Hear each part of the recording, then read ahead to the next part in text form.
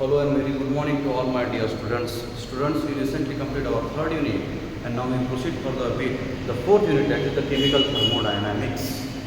आता chemical thermodynamics, chemical म्हणजे तर आम्हाला माहिती आहे केमिकल चेंज म्हणून डायनामिक्स एक प्रकारे असा आहे का थर्मोडायनामिक्स या शब्दाचा अर्थ फार वेगळा आहे.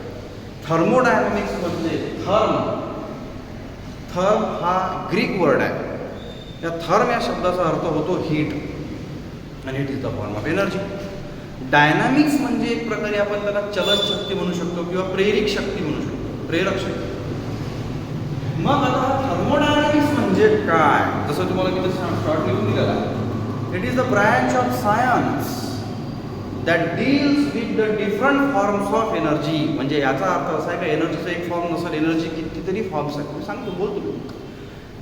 And quantitative relationship between them and the energy changes that occurs in physical and chemical process. याचा मराठीने सिंपल आणि समजण्यासारखा असा अर्थ असा, थर्मोडायनामिक्स हे सायन्सची एक ब्रांच आहे, इंट्रोडक्टरी पार्ट आहे, that deals with the different forms of energy.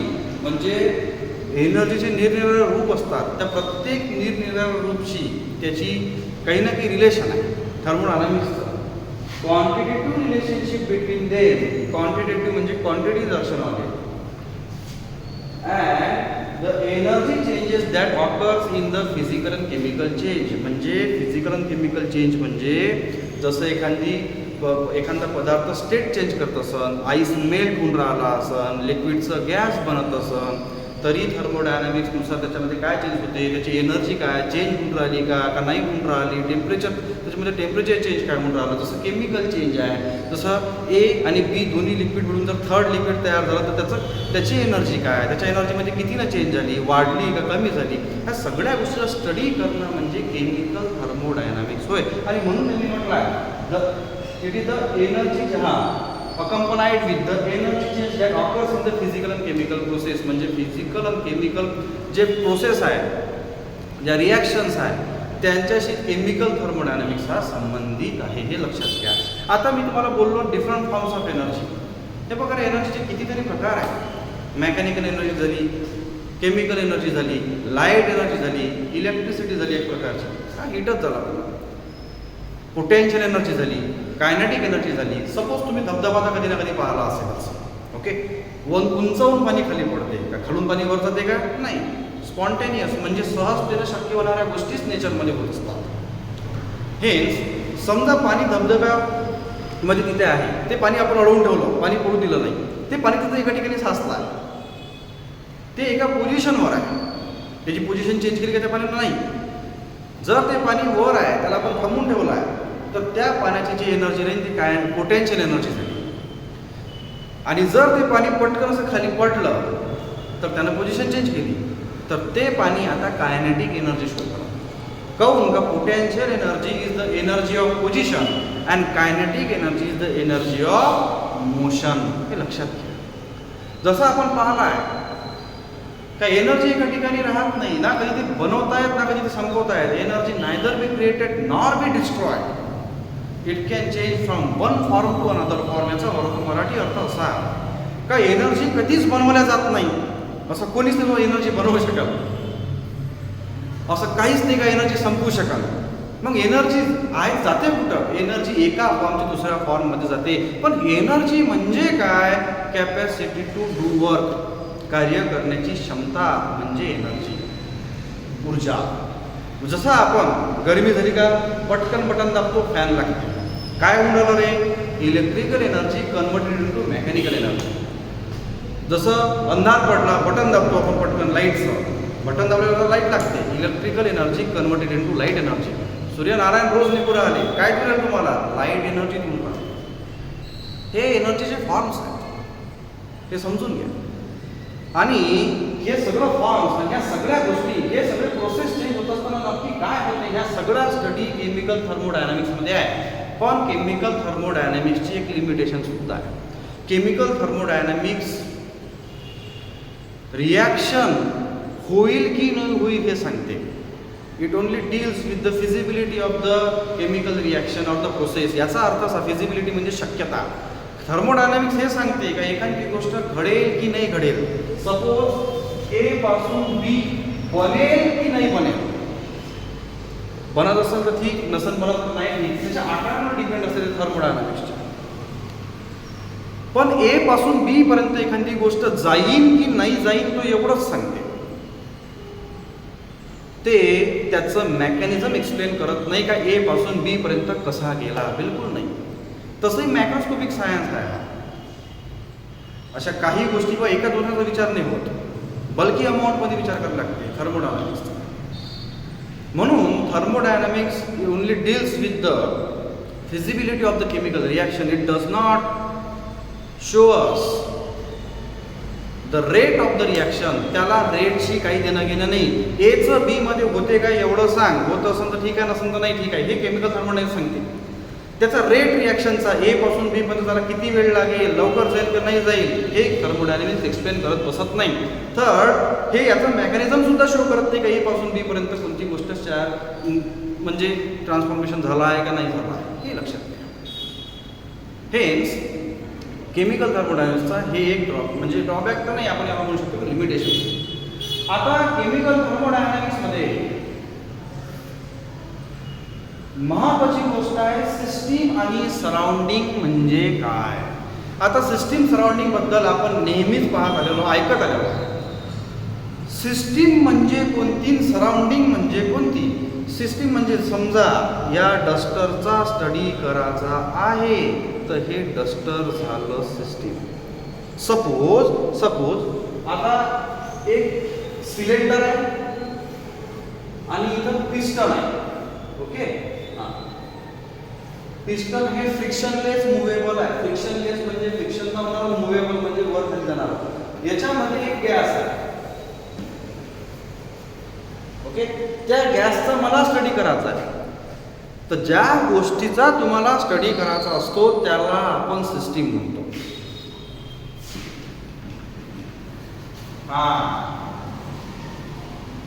आणि हे जे वॉल आहे कंटेनरची, हे झाली बाउंड्री. बाउंड्री कधीही सिस्टीम आणि सराउंडिंगला एकमेकापासून वेगळं करते, ज्यातून मॅटर आणि एनर्जी एक्सचेंज होते. हे लक्षात घ्या. आणि हे जे कंप्लीट आहे याच्या आजूबाजूचं वेगळं आहे सराउंडिंग आहे, हे सराउंडिंगचं. हे लक्षात घ्या. आता सिस्टीम आणि सराउंडिंग बद्दल मी तुम्हाला लिहून दिले. पॉईंट लक्षात ठेवा. Part of the universe. युनिवर्सचा विचार करते थर्मोडायनामिक्स. ना फक्त अर्थचा, ना फक्त सूर्यमालेचा, बिलकुल नाही, युनिवर्सचा. A part of the universe. आता मला सांगा, हा खडूचा तुकडा हा युनिवर्सचा एक पार्ट नाही आहे का. तुम्ही स्वतः युनिवर्सची पार्ट नाही आहे काय. एक छोटीशी मुंगी सुद्धा युनिवर्सचा एक पार्ट आहे, कारण तिचं काही ना काही कॉन्ट्रीब्युशन असते. हे लक्षात घ्या. हेच a part of the universe under thermodynamic investigation or study. युनिवर्सचा असा एखादा पार्ट, अशी एखादी गोष्ट ज्याचा तुम्हाला थर्मोडायनामिक स्टडी करायचा आहे त्याला आपण म्हणतो सिस्टीम. ते काहीही राहू शकते. दुसरा आहे सराउंडिंग. सिस्टीमच्या आजूबाजूला जे असेल त्याला आपण सराउंडिंग म्हणतो. आणि या दोघांनाही सेपरेट करण्यासाठी मधामध्ये बाउंड्री असते. म्हणून इथे लिहिलं आहे all other parts of the universe. System सोडून ऑल अदर पार्ट्स. समजा मला या खडूचा स्टडी करायचा आहे, खडूच्या तुकड्याचा, तर खडूचा तुकडा झाला सिस्टीम. आणि आजूबाजूला जेवढं सगळं काही येत असेल या रूममध्ये म्हणा, सगळे इकडे म्हणा, हे सगळं झालं सराउंडिंग. म्हणून म्हटलं आहे all other parts of the universe outside the system. सिस्टीमच्या बाहेरचा. ठीक आहे. सिस्टीम आणि सराउंडिंग हे एकमेकापासून सेपरेट केलं जाते बाउंड्रीनं. हे एवढं लक्षात घ्या, सिंपल सापड. ओके, हां. यानंतर तो आपण टाईप्स ऑफ सिस्टीम. मग सिस्टीम तर समजली आम्हाला. सिस्टीम म्हणजे कशाला बनते आम्हाला समजलं. ज्याचा तुम्हाला स्टडी करायचा आहे त्याला सिस्टीम म्हणतो. बस संपलं. मग सिस्टीमचे टाईप्स किती आहे रे. There are 3 types of the system. Open system, close system and isolated system. Open system म्हणजे काय, क्लोज सिस्टीम म्हणजे काय, त्याच्या नावातच सगळं दिलेलं आहे. आयसोलेटेड सिस्टीम म्हणजे काय, एकदम सिंपल भाषेत समजून घ्या. सपोज आपण सकाळी उठलो आणि आपल्याला कप ऑफ कॉफी मिळते. चला आई येते आणि कॉफी देते तुम्हाला. तर आपण एवढे चांगले आहे का दिले पिऊन घेतो. नाही, आपण त्याच्यात काय करतो, इथं ठेवतो, तिथं ठेवतो. जसं आपल्याला भल्ले कामं दुनियाभराचे कामं कोणतेच नाही, पण ते कॉफी इथं वाट पाहिजे, तिथं वाट पाहिजे. करून पाहू द्या, मी काम सांगतो. समजा कॉफी दिली तुम्हाला कपमध्ये आईने, आता जाहीरची गोष्ट आहे, थंडी तर होत नाही, गॅसवर गरमच होते. मग ते जेव्हा आई तुम्हाला कॉफी आणते ते कप गरम असतो का नसतो रे? असतो गरम. तो तुम्ही काय कप घेता असा पिऊन देता आणि तिकडे तिकडे नाटकं करायसाठी कामात होता. कॉफी थंडी होते का गरम होते रे? थंडी होते. म्हणजे ते एन्व्हायरमेंटचं टेम्परेचर एवढी मॅच करते. मी तुम्हाला पहिलंच म्हटलं, कधीही युनिवर्समध्ये इक्विलिब्रियम म्हणजेच एक प्रकारचा तराजू घेऊन बसली असते नेचर, ते इक्विलिब्रियमच करते कोणतीही गोष्ट. तर ते कॉफी थंडी होणारच आहे. काहून का त्या वाफा बाहेर चालल्या, म्हणजे मॅटर बाहेर चाललं आणि एक्सचेंज होणारी एनर्जी म्हणजे हीट त्या सिस्टीमपासून सराउंडिंगपर्यंत चालली, सराउंडिंगचं थंडी हवा त्याच्यामध्ये येऊन राहिली. म्हणजे ओपन सिस्टीम म्हणजे अशी system, a system that exchange matter as well as energy with surrounding. कारण तो कफ आता ओपन आहे, हा कप आहे ओपन आहे, थोड्या वेळानं थंड निर्माण करतो, तो बिलकुल होणार. कधी थंड होणार? तर त्याची हीट एनर्जी लॉस होईल तेव्हा थंड होईल. मॅटर कधी ट्रान्सपोर्ट त्यातली वाफा बाहेर चालल्या कधी चालल्या, पाहा तुम्ही चालल्या, मग वाफा कशाच्या आहे? त्याच्या अंदरचे जे लिक्विड आहे म्हणजे वॉटर असेल, त्याच्यामध्ये जे काही इन्ग्रेडियंट टाकले त्याचाच वाफा येणार ते. मग ते वायाने चालले का? हेच एनर्जी सुद्धा चालली आणि मॅटर सुद्धा चाललं. म्हणून मी म्हटलं का ओपन सिस्टीम म्हणजे अशी system, a system that exchange matter as well as energy with its surrounding called as the open system. खुला ठेवलेला चहा किंवा कॉफी गरम पण थंड ठेवायला. दुसरं आता ते काय होते, खूप आता तुम्ही बर्फही ठेवला तर बर्फ का 0 डिग्री आहे. मग तुम्ही म्हटलं सर कॉफी तर थंडी झाली, मग बर्फ तर अजून थंड व्हायला पाहिजे. तसं नाही, समतोलता. नेचर कधीच कुणावर भेदभाव करत नाही. तराजू घेऊन बसली असती ते. हेच तो बर्फ ठेवला तर काय होणार आहे? तो बर्फ वितळेल, पण डिपेंड त्या रूमचं टेम्परेचर किती आहे आणि ते त्याचं लिक्विड तयार होईल, म्हणजे सॉलिड टू लिक्विड मेल्टिंग. या प्रक्रियेमध्ये काय होईल, ते जे नंतर मेल्ट झालेलं पाणी आहे त्याचं त्या वॉटरचं temperature according to room temperature और सराउंडिंग टेम्परेचर मेंटेन राहत असते, एक लक्षात ठेवा. ओके. दुसरी सिस्टीम आहे क्लोज सिस्टीम, नावातच क्लोज आहे. मग आता काय झालं, आईनं गरम कॉफी आणली, आपल्याला माहित आहे काय हे पुरी की जागेवर नाही, हे नाटकं करणार आहे, हे व्हॉट्सअप पाहिजे, फेसबुक पाहिजे, म्हणून ते कॉफी लवकर खूप लवकर थंडी न व्हावं, थंडी तर होणंच आहे, त्यासाठी ते कॉफीवर आईनं वशी ठेवून दिली उलटी. आता काय झालं, कॉफी थंडी तर होणंच आहे, ठीक आहे थोडं लेट होईल, पण कॉफीमधून वाफा आता बाहेर जाऊ शकते काय? काहून का त्या कॉफीवर उलटी अशी वशी ठेवलेली आहे, ती पूर्ण पॅक झाली अशी. हेच अशा वेळेस मॅटर एक्सचेंज होत नाही, कारण का वाफा बाहेर जाऊ शकत नाही, पण कॉफी थंडी होणार आहे, काहून का एनर्जी एक्सचेंज होणार आहे, हीट एनर्जी त्या कपातून बाहेर जाईल, म्हणजे ते जी कॉफी आहे ती रूम टेम्परेचरपर्यंत येऊन जाईल. हेच ओपन क्लोज सिस्टीम म्हणजे अशी system, a system that only exchange energy but not the matter with its surrounding called as the closed system. कपात चहा किंवा कॉफी गरम आणि त्याच्यावर उलटी बशी ठेवा, हे त्याचं एक्झाम्पल आहे. जी सिस्टीम फक्त एनर्जी एक्सचेंज करते पण मॅटर एक्सचेंज करत नाही, त्याला ओपन सिस्टीम म्हणते. थर्ड वेगळंच आहे, आयसोलेटेड सिस्टीम. आता आईने वाटलं आपला मुलगा आईन्स्टाईन होतो, पोरगी मेरी क्युरी बनव. आता आईनं अजून डोकं लावलं, हा चहा हा कधी पिऊला गरम भेटला पाहिजे. आता आईनं काय केलं, चहाला कपा बशीत नाही टाकलं, डायरेक्ट थर्मासमध्ये टाकलं, टाकून दिलं, तू पेत बसली, आता कधी प्यायचा आहे.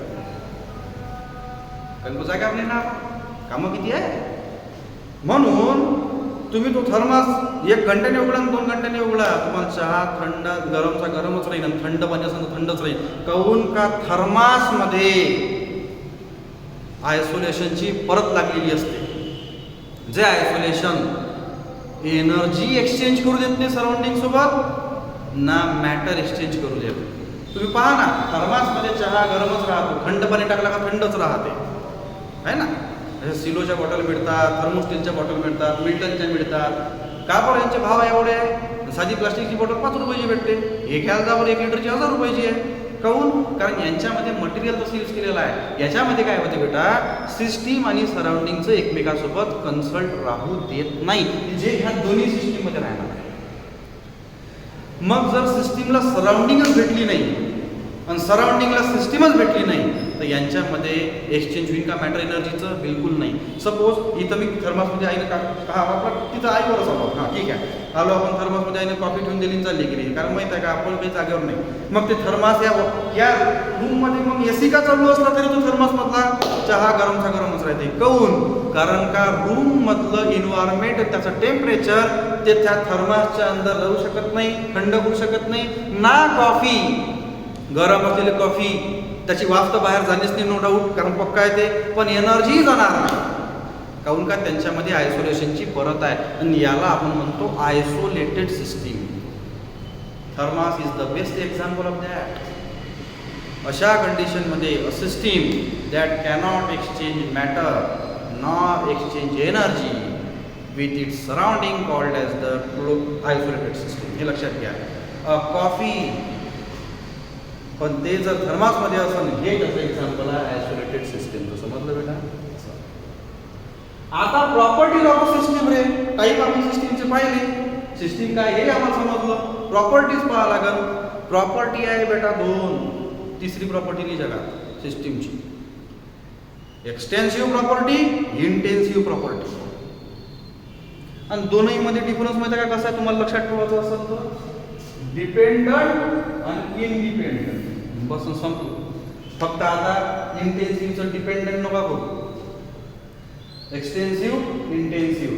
Any property of a system whose magnitude depend upon the amount of matter present in the system. हे झालं एक्सटेन्सिव्ह प्रॉपर्टी. आता मराठी सांगतो आहे का? प्रॉपर्टी, हा याचा अर्थ असा, एक्सटेन्सिव्ह प्रॉपर्टी म्हणजे असं का अमाऊंट वाढत असन तर प्रॉपर्टी वाढते, अमाऊंट कमी होत असन तर त्याची प्रॉपर्टी कमी होते. 1 लिटर पाणी त्यात अजून 1 लिटर पाणी वाढलं तर काय त्याचं व्हॉल्यूम वाढून का नाही वाढ?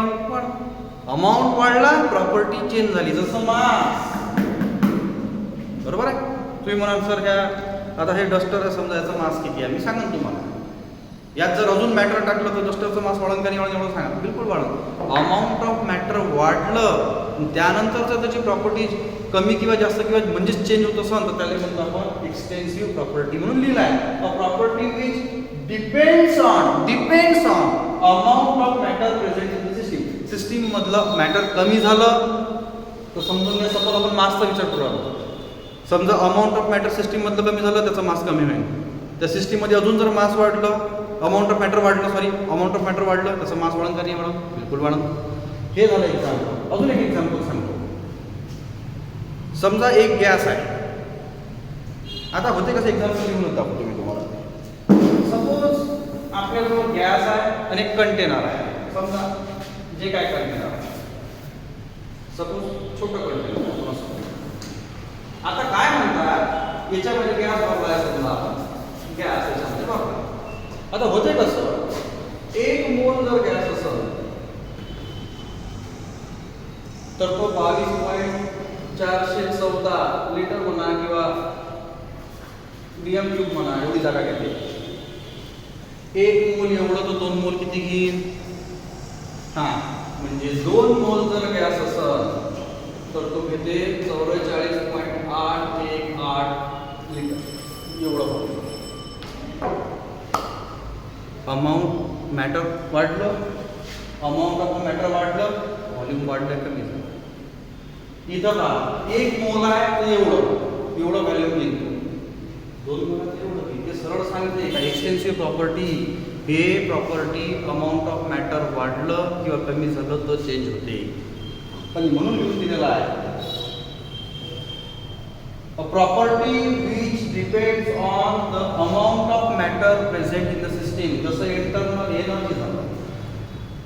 Internal energy is the sum of all the energies associated. ज्याचं जेवढं मास त्याच्यात तेवढी एनर्जी राहील नाही काय? एखादा एकदम सुगेळा असला त्याच्यात किती ताकद आहे? मारा भुक्की तो मरते तसंच. एखादा चांगला पैलवान आहे, अंगा नाही चांगला आहे, मास वाढलं नाही का त्याचं, अमाऊंट ऑफ मॅटर नाही वाढलं काय, कशी मारली त्याला तर झोपते तो. हेच अशा कंडिशनमध्ये नसं नंबर ऑफ मोल्स जसं एक वाढलं, प्रॉपर्टी वाढली, चेंज झाली. दुसरा intensive property. Any property system whose magnitude is independent to the amount of matter present in the system. Simple भाषेमध्ये काय, a property which is independent of the amount of matter present in the system. आता matter कमी हो का जास्त हो, जसं example देतो का तुम्हाला, boiling point, melting point, pressure झालं, टेम्परेचर झालं, सरफेस टेन्शन झालं, विस्कोसिटी झालं, मेल्टिंग बॉइलिंग पॉईंट झाला, स्पेसिफिक हीट झालं. एक्झाम्पल मला सांगा, तुम्ही बिकरभर पाणी घेतलं, पाण्याचं बॉइलिंग पॉईंट किती आहे रे? 100 डिग्री सेल्सिअस. मग एक बकेट पाणी घेतलं, त्याचं बॉइलिंग पॉईंट काढला किती ते? अरे वॉटर 1 लिटर घ्या, 1000 लिटर घ्या का 50 लिटर घ्या, बॉइलिंग पॉईंट बदलते का वॉटरचा? मग किती अमाऊंटनं ती गोष्ट असेल तर त्याची ती प्रॉपर्टी बदलली पाहिजे. आलं लक्षात? ते असं आहे. सरफेस टेन्शनचे तसंच आहे.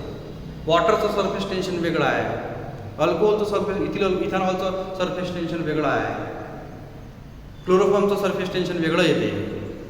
ठीक आहे. ॲनिलिनचं सरफेस टेन्शन वेगळं येईल. मग ॲनिलिन किती आहे हे विचारलं काय? नाही बाई 1 लिटर आहे तर वेगळं येते, असं होते का कधी? नाही होत. म्हणजे इंडिपेंडंट आहे ना रे मॅटर, त्याच्यामध्ये असो कितीही किंवा कमी असो त्याची प्रॉपर्टी बदलत नाही. बॉइलिंग पॉईंट झाला, मेल्टिंग पॉईंट. आता पाण्याचा मेल्टिंग पॉईंट काढत असतो आपण. 1 लिटर पाण्याचा मेल्टिंग पॉईंट वेगळा आणि 1000 लिटर पाण्याचा मेल्टिंग पॉईंट वेगळा, असं असते काय? नाही राहत. म्हणून मेल्टिंग पॉईंट आपण काढतो. समजा वॉटरचा मेल्टिंग पॉईंट किती आहे रे? हां, आता मेल्टिंग पॉईंट म्हणा, बॉइलिंग पॉईंट म्हणा, सरळ सरळ मेल्ट. आता एखादं सॉलिड आहे, वॉटर तर नसते ना आपण मेल्टिंग पॉईंट, सॉरी सॉलिड सांगते. समजा एखादं सॉलिड XYZ नावाचं सॉलिड आहे, त्याला मेल्ट करायचं आहे तुम्हाला. XYZ त्याचं मेल्टिंग पॉईंट राहील. सपोज काही असो, आपल्याला माहीत नाही. मग ती गोष्ट अमाऊंट किती असो, जास्त असो का कमी असो, त्याचं मेल्टिंग पॉईंट सारखं हेच इंटेन्सिव्ह प्रॉपर्टीमध्ये इंडिपेंडंट, लक्षात ठेवजा, independent to the amount of matter present in the system, आणि एक्सटेन्सिव्ह प्रॉपर्टीमध्ये depends on the amount of matter present in the system. हे लक्षात ठेवायचं. हे तसं इंट्रोडक्टरी पार्ट आहे थोडा, आणि हे बेसिकच मी बोलून राहिलो. याच्यानंतर आपण जे काय आहे ते मग महत्त्वाच्या गोष्टीला, कोर गोष्टीला हात लावू. पहिले हे समजून घ्या, याचे फंडे क्लिअर करा. रिमेंबर, एक लक्षात ठेवायची नेहमी गोष्ट, ज्या व्यक्तीचं बेसिक क्लिअर असते त्याला तो विषय, त्याला तो टॉपिक समजते. नाही तर तुम्ही फक्त घोकमपट्टी करा तर हे सायन्सच्या लोकांच्या सोबत बसण्याची गोष्ट नाही. कारण घोकमपट्टी हे सायन्सचा वेगळी गोष्ट आहे. कारण कसं घोकमपट्टी सायन्समध्ये जमत नाही. मी तुम्हाला नेहमी सांगतो, भले तुम्हाला थोडंसं येऊ पण सांगता येऊ, बरोबर येऊ, स्पेसिफिक येऊ. नाही ते एवढं नॉलेज आहे ना, ते कोणाला सांगता येत ना, ते एक्सप्लेन करता येत ना, तुम्हाला ते काही माहीत, अर्धवट नॉलेज बरोबर नाही. आणि म्हणून तुम्ही कोणतीही गोष्ट, कोणताही विषय असो जगातला शिकायचं असेल तर बेसिक समजा. सायन्समध्ये बेसिकच पाहिजे, त्याची काही लाज नाही आणि काही विशेष नाही आहे का नाही. पण नाही आहे बेसिक चालू करा. 12वीला तुम्ही पोरं, आणि महत्त्वाची एक्झाम आहे बोर्डाची एक्झाम, तर होणंच आहे. बेसिक करा. वेळ आहे तुमच्याकडे, कितीतरी वेळ आहे, घरी आहे तुम्ही सगळेजण. बेसिक करा आणि त्या बेसिकनुसार तो स्टडी, म्हणजे तो युनिट असो का तो एखादा सब्जेक्ट असो, त्याचाच त्या वेनं अभ्यास करा. ओके. काही प्रश्न असेल तर विचारा आणि समजून घ्या. आता उद्या याच्यानंतरचं टॉपिक आपण पाहणार. ठीक आहे. त्यासाठी आजच्यासाठी थँक्यू. एवढंच.